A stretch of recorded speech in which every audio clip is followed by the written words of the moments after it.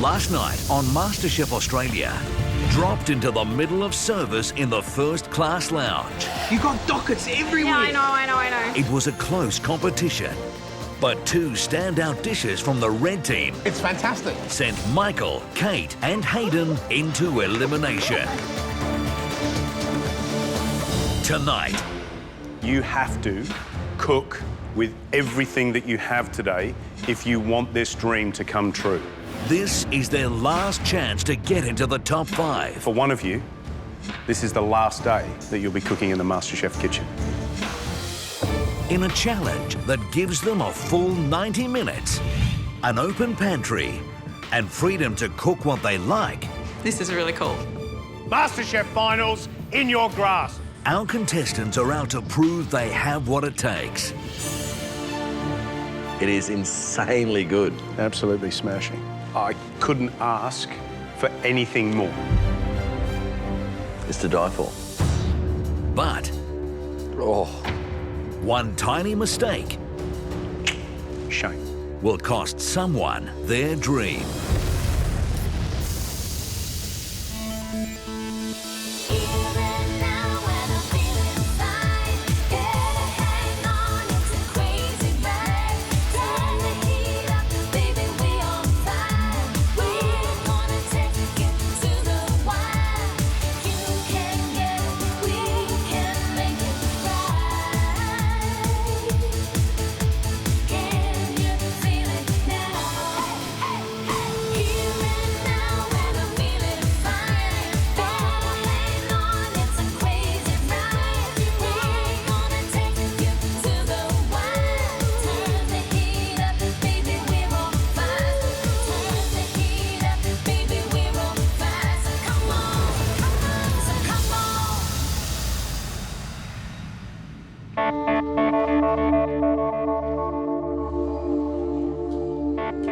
Yesterday, the blue team lost the Qantas First Lounge Challenge, and that's ended me, Michael and Kate in elimination today.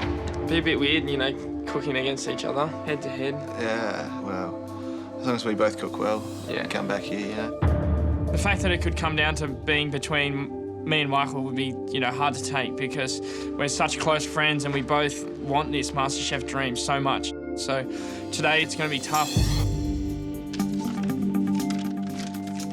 I'm really not sure how I'm going to go today. Michael and Hayden have both been very strong cooks throughout the competition. So the idea of going up against them is a little bit scary, and I'm very aware that today might be my last time in the kitchen.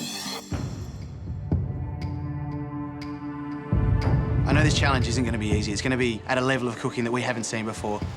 Let's do it. You're going to have to cook a cracker just to survive.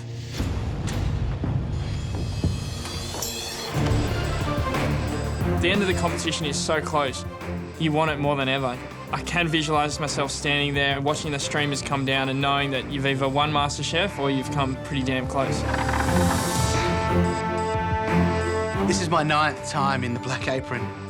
I've been to 8 and made it through, so why not 9? Welcome back to the MasterChef kitchen. I've got a solemn end to that little welcome back because this is a terrible day, isn't it, for you three? It's a day of mixed emotions where two of you are going to be elated.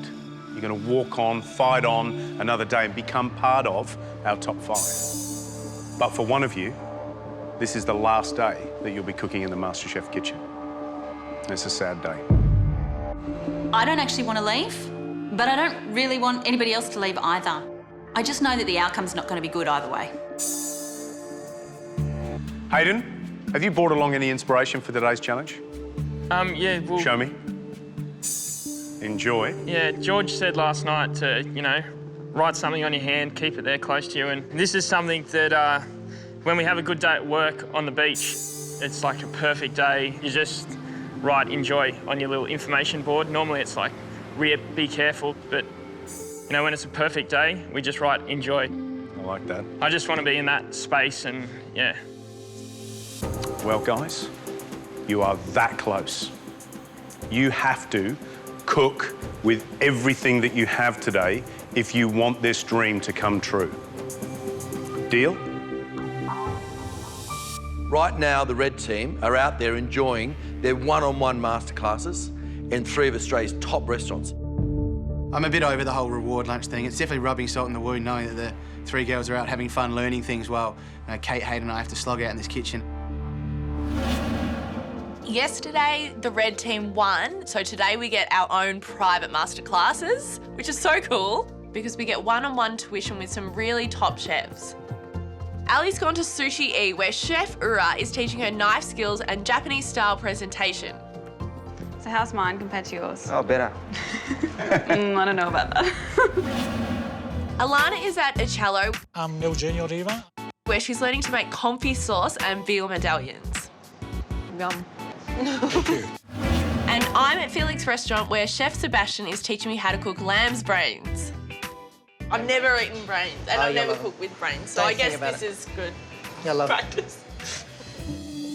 Winning a team challenge is bittersweet, because even though Ali, Alana and I are having a great day, pretty good. I know that the other team are facing elimination. Unfortunately, for the 3 of you, you don't have that luxury of relaxing today. You've been in this competition now for 3 months. You've cooked with us, you've had private masterclasses, you've actually met some of the world's best chefs. We want you to bring all that together, and we want you to cook a dish that you couldn't have done 3 months ago. You will have full access to the pantry, and you will have 90 minutes to cook your life-saving dish. This is the dream challenge. From the first time we walked into this MasterChef kitchen, all we've wanted is an opportunity to show the judges what we can do with a decent amount of time and an open pantry. And now we've got it. This is really cool. This is a perfect opportunity to just show off how far I've come in this competition, and I'm going to cook a dish good enough to make sure that I show the judges I'm top 5 material. You've got 90 minutes to show us why you still belong in this competition and why you should win MasterChef. Your 90 minutes starts now. It's heavy. Okay, let's think Japanese. The first thought that runs through my head is quail. And then I'm thinking of combinations of things I could stuff it with and the sauce I could make. So I'm thinking I'll go with quail today. Oh. There's no quail. There's chicken breast, there's chicken thigh, there's whole chicken, and there's squab. That's the poultry. No, I wanted to do quail. I know I can do quail.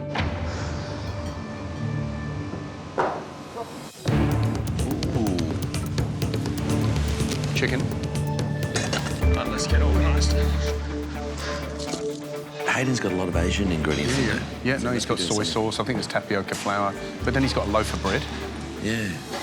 The dish I'm creating is a sesame-encrusted coral trout with tapioca pearls and garlic wasabi cream. I've decided I'm going to go with the squab. The bone structure is very similar, and I think I can work with a slightly different flavour combination to make this dish come alive. I've just got to decide to do it and do it.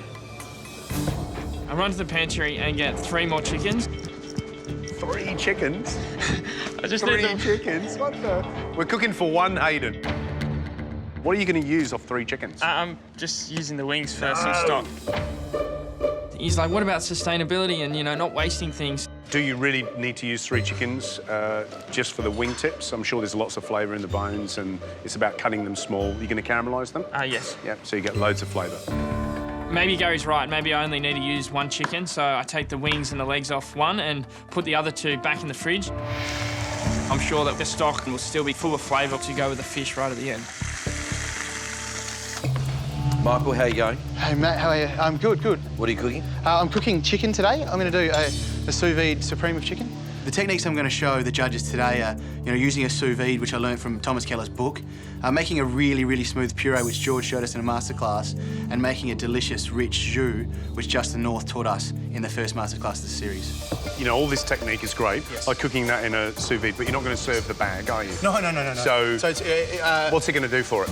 It's going to have a time sort of a timey jus. Okay. It's going to be served with a pea puree, a really nice thin pea puree, some beautifully roasted carrots, and you'll be able to taste chicken as well, cooked with butter and thyme. Picking chicken, is that a bit of a boring choice, do you think?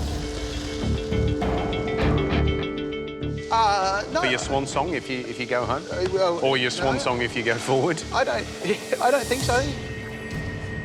The only reason I ask is you picked it over lobster, tuna, Morton Bay bugs.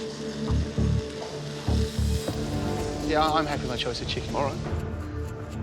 Anyone can make truffles and foie gras taste good, but it takes a skilled hand to cook a dish with chicken, peas and carrots and make it a real, amazing dish. How you going, Kate? Yeah, ooh, You're obviously making some sort of stock. I'm trying to make a little squab jus so that there's plenty of sauce on the plate. That's one thing I've learned, you like sauce. So what are you doing exactly? So I'm actually going to tunnel bone the squab and stuff it, pan fry it and then roast it. I'm going to serve it with a parsnip puree and parsnip chip and a little soft herb salad.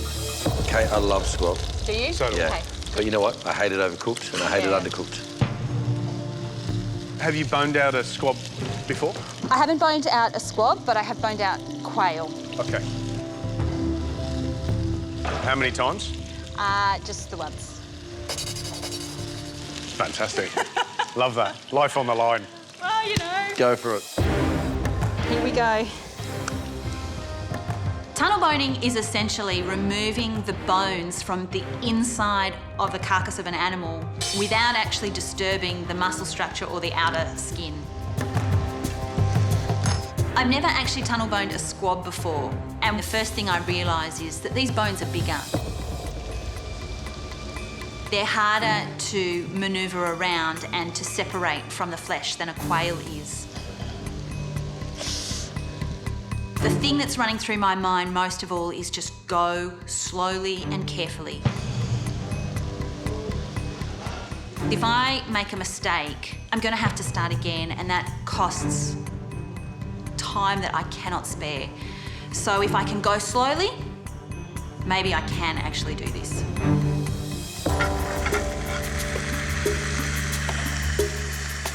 The technique for making the base for my sauce is obviously making a stock, and it's something that we learnt in masterclass in week 1 with Justin North. You're extracting as much flavour as you can from the bones in order to enhance that dish as much as possible. Today it's building blocks of Japanese flavours, so instead of, say, white wine, I'm using sake and then mirin and a bit of, light soy sauce, chicken stock, just to really enhance those flavours. You've cooked a couple of Asian dishes that have been winners, so you're not doing something too similar? No, well... Because we asked for something new, right? It is definitely something new. Is this going to be clever enough? I hope so. This is definitely not a safe dish. It's, it's all about taking risks in MasterChef, and, even though it's an elimination round, you still got to put yourself out there and try and cook the best food you possibly can. To make my crispy chicken skin, it's simple. You take the skin off the legs, flatten it out onto a wire rack with another wire rack on the top to press it down. Salt it lightly, and then chuck it in an oven with the fan and the grill on at 225 degrees. The next step is to season my chicken breasts on both sides, then put them into a bag with garlic, thyme, butter and olive oil. Seal that up in the vac pack machine and just chuck it into the water bath and let it cook for 30 minutes. The pressure point with this sous vide is making sure I'm cooking my chicken at the right temperature for the right amount of time. If I overcook it, the meats go a bit stringy. It won't be palatable. Good salt. I'm running backwards and forwards constantly, and it seems like I'm doing more running than cooking, This challenge is so important. It's got to be perfect because this dish is, it could be the last dish you cook in the MasterChef kitchen. You right, mate? Yeah. Running around like a Mad Hatter. I know.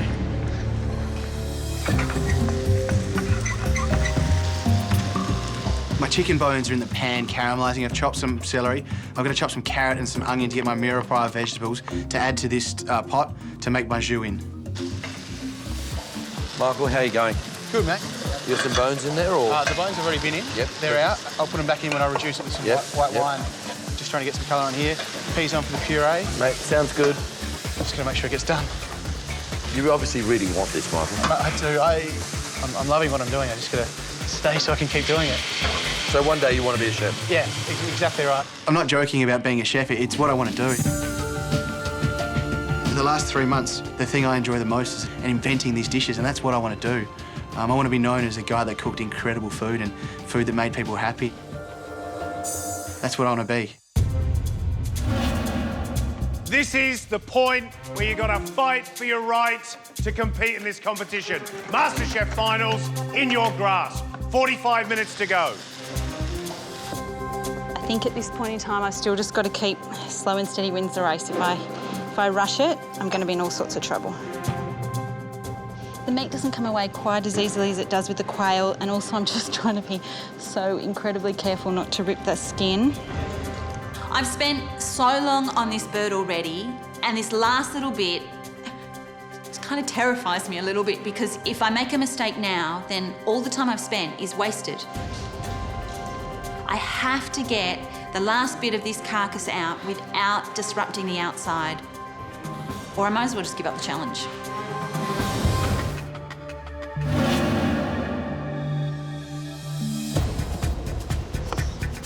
Michael, Kate and I have 90 minutes to create a beautiful dish to show the judges exactly what we've learned in the last 3 months. Go, Quinny. You.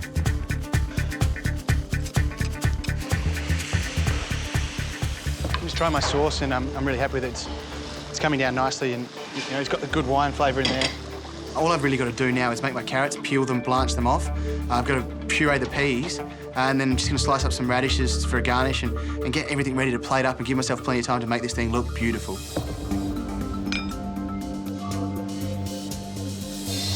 Yes, success. Yay! Yes! I did it! I have tunnel boned my first squab. Yep, I've got it.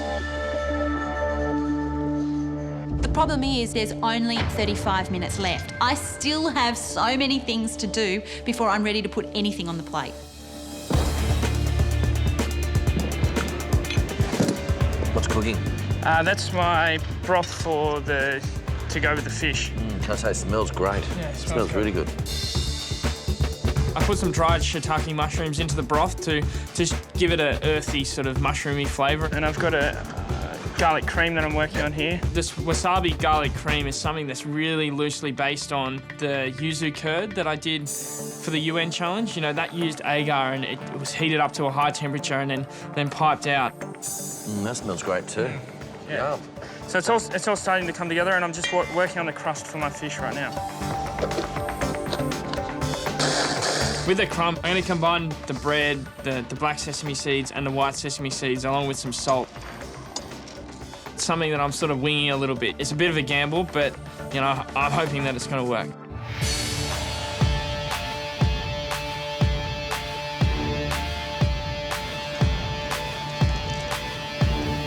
Gary, I have to say, things are looking up. I just went and saw Hayden. That broth smells divine. Fantastic. And Kate. How well did she actually tunnel bone that squab? She actually did a really Done a good job. She's not mangled it. No. Kept the skin intact. Skin's intact. She's left a little bit of bone around the legs just to kind of keep it in place. But she did a great job. And Michael, I love the enthusiasm. He's got the chicken in there. It's now cooking. He's actually taking the skin off the leg, and he's going to cook that separately so we have a little bit of crispy skin on the side. I like that. Can I just ask a question? Are they having fun? Yeah, I hope so. I think so. I'm certainly having fun. I'm getting hungry too.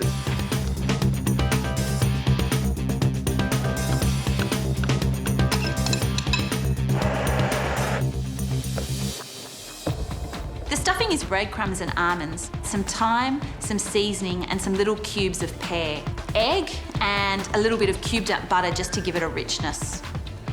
And it's just a matter of trussing this bird as neatly as I possibly can.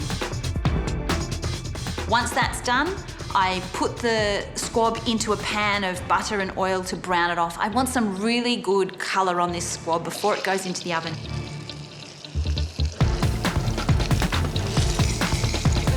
Once it's got a good colour, it's just a matter of putting it into the oven and making sure it's not in there too long.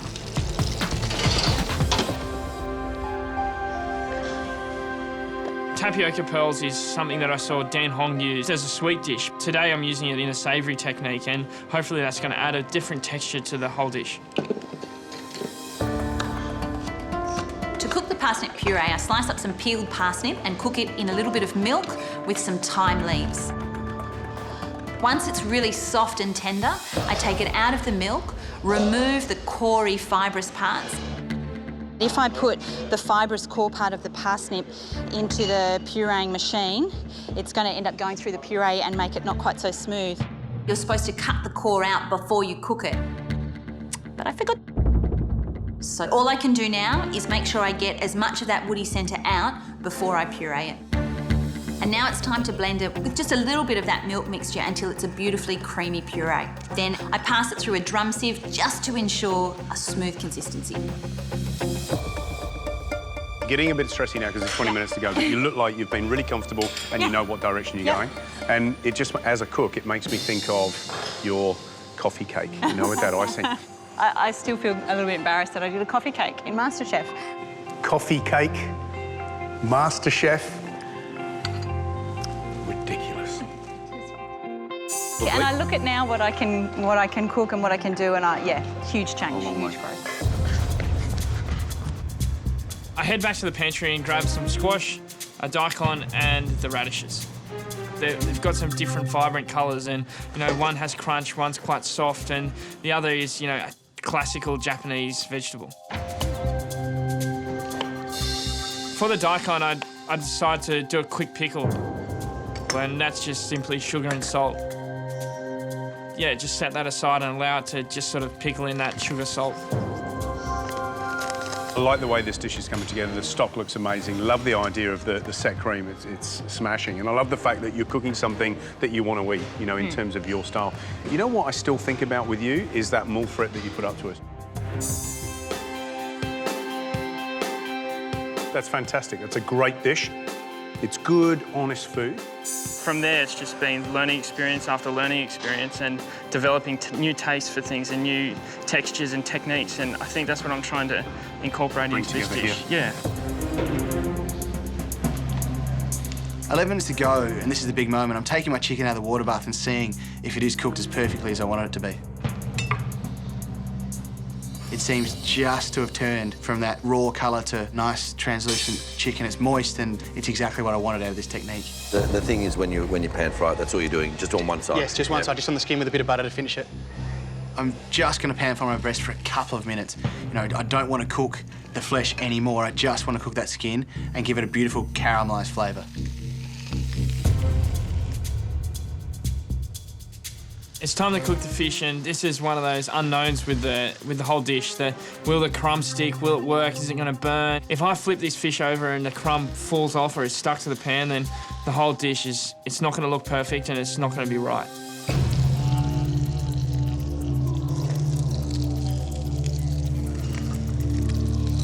Flipping the fish over, the slide goes under and flip it, and there it is, moment of truth. It's there. The crumbs worked, it's all happy days. That fish just needs to go now into the oven and cook for another couple of minutes more and should be perfect.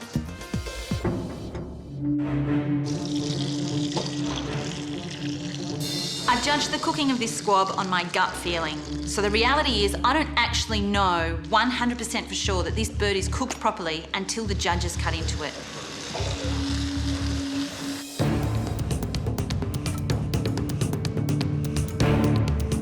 My next step is to make this look beautiful. Plating's definitely something that I've learned along the way through MasterChef. You see George and Gary plating up their beautiful dishes and you just try and replicate that. I'm being pretty pedantic about how everything's getting plated up.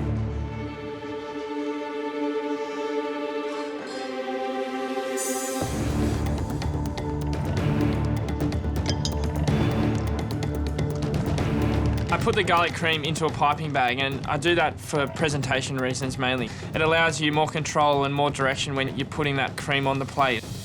No chance for mistakes now. 1 minute to go.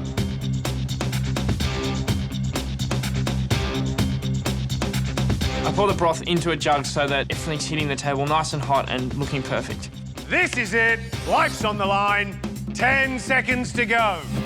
9, 8, 7, 6, 5, 4, 3, 2, 1. That's it, guys. Step away from your bench. Brilliant job. Well done. Really well done. I kind of feel really satisfied with what I've done. If that still sends me home, it sends me home. Yeah, I'm very happy. This is the dish that I sort of visualised in my head, and I had enough time to put it together, and I just hope that when it's tasted with all the different elements, it all sort of comes together. Looking down the line, everyone's cooked great dishes. I really hope this is the dish in my top 5. But, you know, I'm cooking against 2 of the best cooks in this competition, so there's 1 in 3 chance of myself or Hayden going home, and they're not very good odds.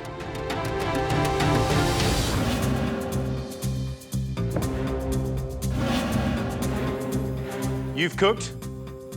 Now it's time to taste. Michael? I've just cooked my heart out the last 90 minutes, and what I've learned is on that plate, and who I've become as a cook is on that plate. My biggest worry with this dish is that it's a little bit plain. It's just using chicken, peas, and veggies.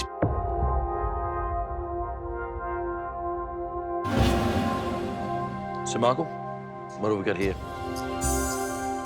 It's chicken with veggies, but it's a version showing the technique that I've learnt and how far I've come in the competition. Do you think it's enough to get you through today? Look, I don't know. I have to say, this looks fantastic. Thank you. It's probably time to eat it. Yeah, please do.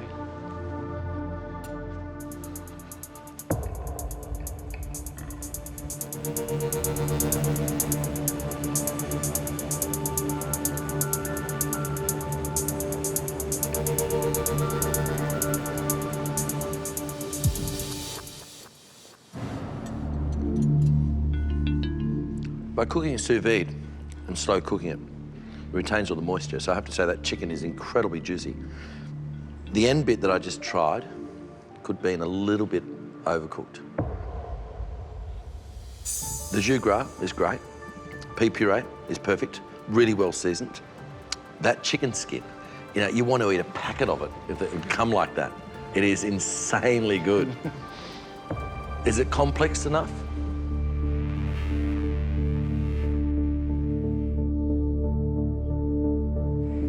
Could be.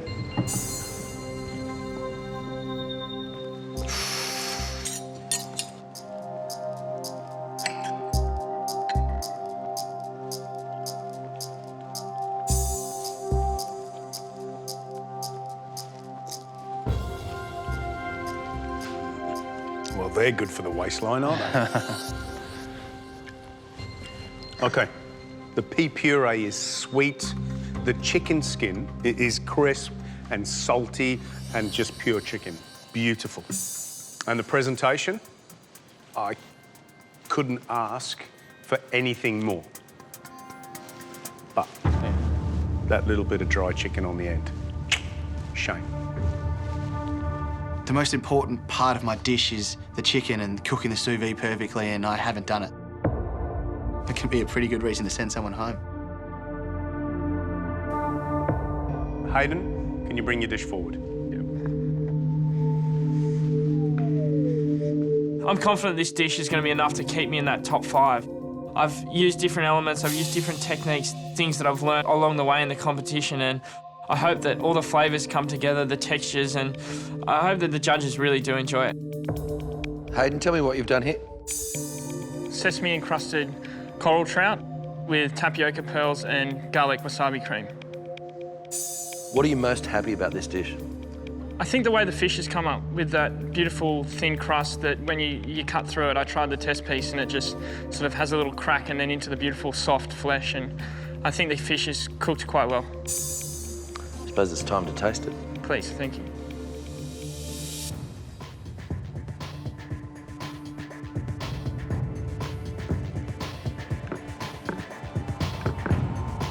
Standing in front of the judges, it never gets any easier. Everything is on the line here. That pride, that honour, that food that you've created is the best it can possibly be. That crust is to die for. It's so fine and so crunchy. The fish, perfectly cooked, no question. And the actual garlic cream, it actually does work. You get that hint of garlic. What I will say is that the broth itself is very salty. Okay. But in saying that, the tapioca is very bland. So it kind of needs that saltiness. Well done. Thank you.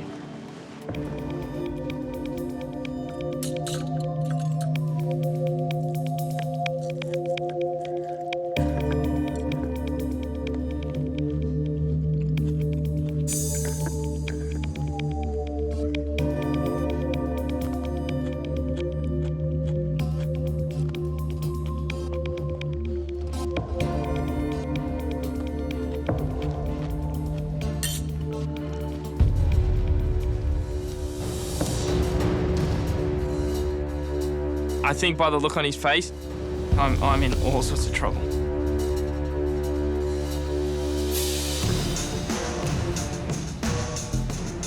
The sesame crust on the fish, delicious.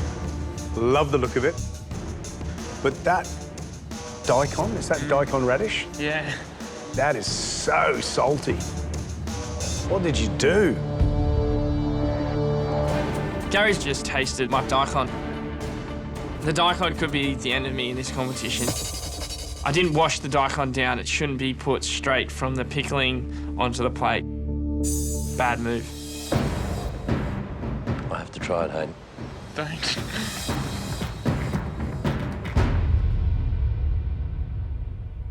Oh. Yeah. See? Oh. What is that? Oh, well. Good job it's just a tiny little thing on the corner Yeah, there. you should have left it off. The daikon was a big mistake.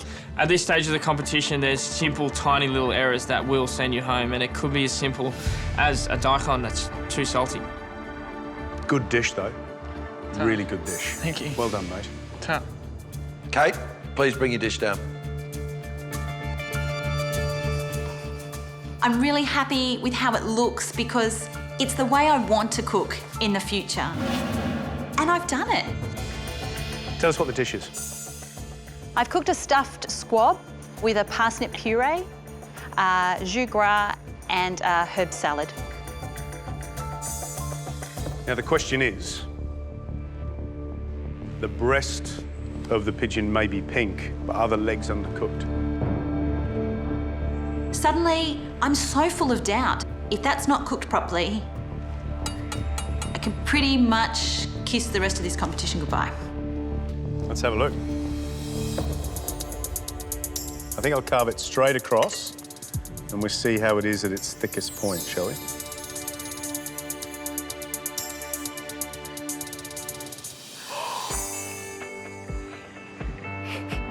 Yay! What do you reckon? I'm pretty happy with that. Pretty happy? Looks nice. Mate, that's close to perfect, let me tell you. And then what I might do is cut a leg off, huh? Okay. That's beautiful. Yay! Absolutely smashing. Let's have a try. Proof is in the pigeon.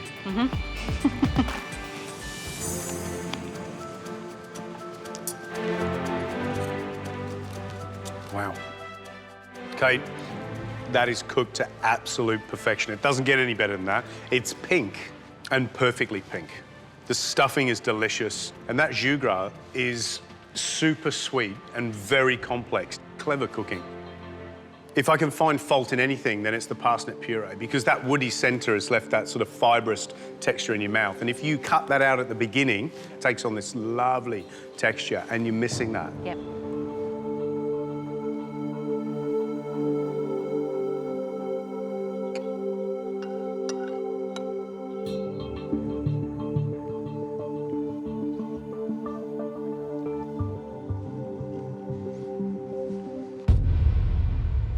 Thank you for choosing squab. It is something that you only get when you go to a restaurant, and it's really hard to cook. So you kind of really went out there to give us something really special. Yeah, very well done. Very well done.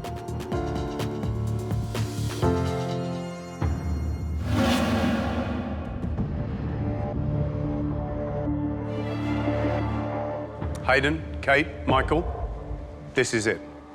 Judgment time. Hayden, your fish was perfect. and that crust sublime. You also had a light, flavourful broth. However, the salty daikon spoils a sort of otherwise perfect dish. Kate, you gave us a faultless squab, a faultless stuffing, and a complex jus. However, your puree was a little grainy in texture. Michael, your presentation was skillful and beautiful. The crispy skin was irresistible, and the pea puree was wonderfully sweet. However, the end of your chicken, and you know it, was overcooked. Kate, you're safe. Well done. Beautiful. Told you. Good girl. Kate, Gary. how does that feel? It's kind of a relief. I feel like I've cooked well, and for it to translate on the plate, I couldn't be happier. You deserve your spot in the top. That's ridiculous. Thank you. Hayden, Michael, unfortunately, it comes down to the two of you. And I say that because you're the best of mates, and we know that. Hayden, how are you feeling right now? I think from, week one, this is a situation me and Michael didn't want to be in. We wanted to be standing here right at the end, the last two in the chef whites, and, whoever won, we both would have been stoked. So this is a bit of a twisted situation where we're pitting ourselves against each other, and, it's all going to come down to who cooked the better dish, and we're both going to know that, whatever the decision is, we're both going to go on and smash out our dreams and enjoy, what we've learned here and take it with us. Michael? I mean, I think whoever survives and makes the top 5 today still has a bit of a loss. That's how I'd feel. We are the best of mates in the competition. We're roommates since day one and just get on like a house on fire. When this is all said and done and over with, we're still going to be good mates. It just means we'll have a couple of weeks away from each other, and then we can have beers afterwards. Hayden, Michael, unfortunately, it comes down to the two of you. This is not the situation I wanted to be. It's standing up against my best mate and knowing that one of us is going home. Not good. This is my worst nightmare. If I went home today, I'd be devastated. This is it. Judgment time. Hayden?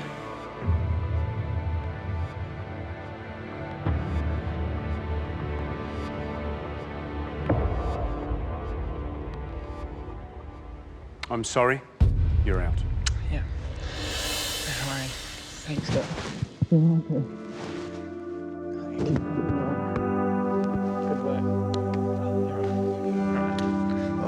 work. You're all right. It's cool. You got to win now.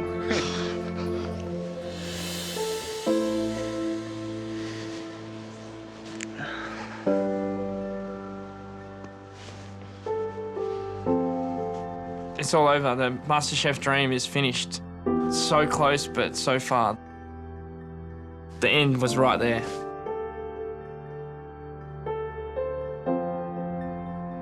That means, Michael, congratulations. You're through to the top 5. Thank you. Well done.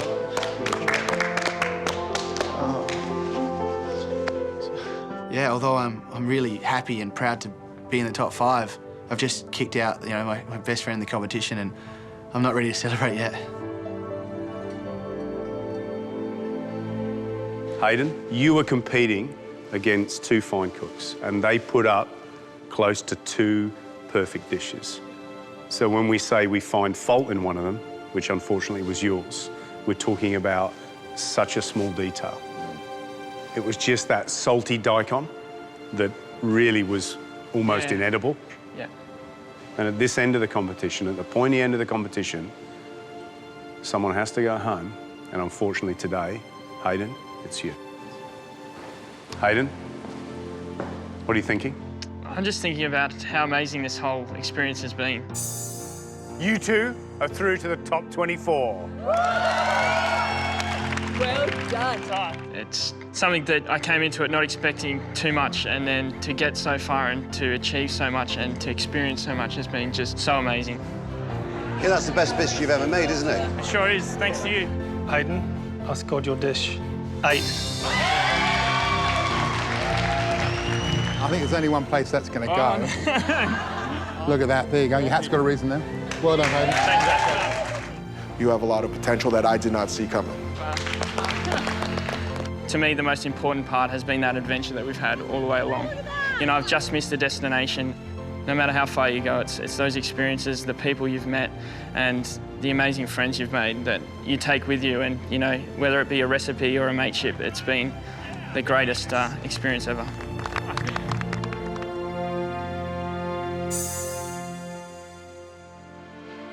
Mate, for me, it's just the friendship that we made. I didn't come in here to make friends, but out of it, I've got a guy who I know I'll be friends with for life, and I think I've become a better person. Living with you, I'm cleaner. I get up earlier, and I'm definitely less lazy, but just your positive outlook has definitely influenced me, and we didn't make it to 1 and 2, but we're the last 2 boys left, and something I'll cherish.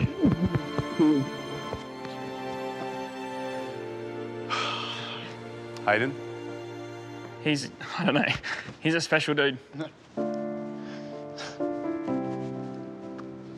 Stand next to each other. Good work, mate. Hayden, you've been a super contestant, a super competitor, and you've been a brilliant cook. And we know whatever you do, you're going to be incredibly successful at. Thank you. That's good. But, unfortunately, it's time to say our goodbyes. Okay. See you later. You go hard, all right? On that last 2. See you guys. Thanks for everything, Matt. Cheers. Thanks, mate. Good luck. Tell the other 2 I appreciate everything, and thank you so much. Cheers. See you guys. Walking out of the kitchen, it's a feeling of satisfaction and pride. You know, you've done something that so many people try to achieve. You know, even though you didn't quite make it to the end, you still had that massive adventure all the way through and learnt so much. I did enjoy it. It was great.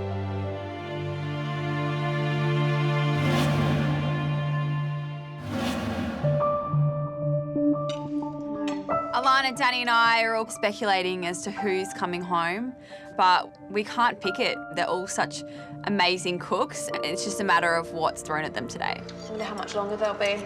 Can't be too far. I know.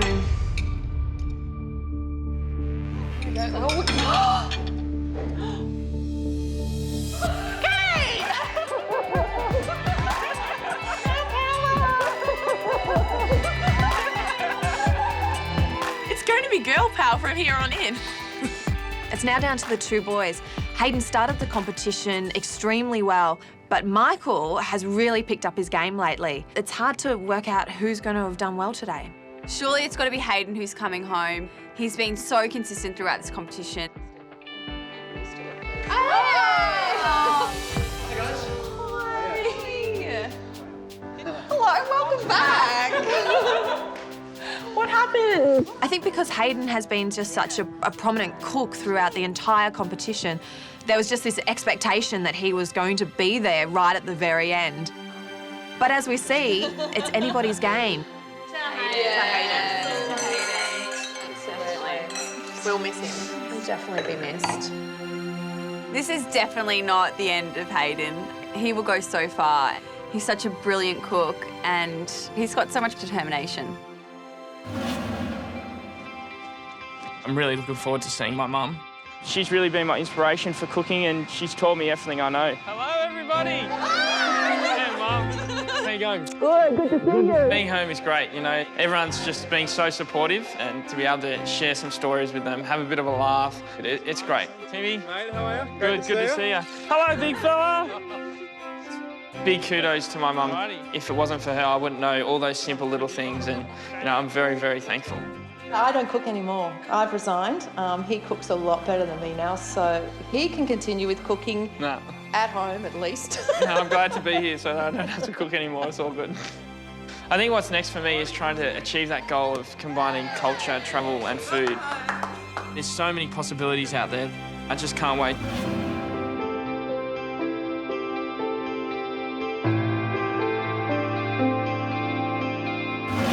Tomorrow night on MasterChef Australia, it's Masterclass. And this week we've got an absolute beauty. George shows how to cook turnip and mushroom ravioli. I love the presentation, it's just beautiful. Ben and Elvis from Puteño fire up the grill for an Argentinian treat. So this is our barbecued spatchcock. Gary conjures up another spectacular dessert. Smashed cheesecake with pumpkin ice cream. And a lesson on how to cook in the bush. It's almost like eucalyptus. Oh, yeah. With the bush food crusader, Mark Olive. We're going to be cooking a kangaroo in a paper bark. Then on Sunday night, This mystery box is going to mess with your heads. in their last chance to cook for immunity, our top 5 get serious. It's been designed with just one thing in mind, and that's strategy. Mwahaha!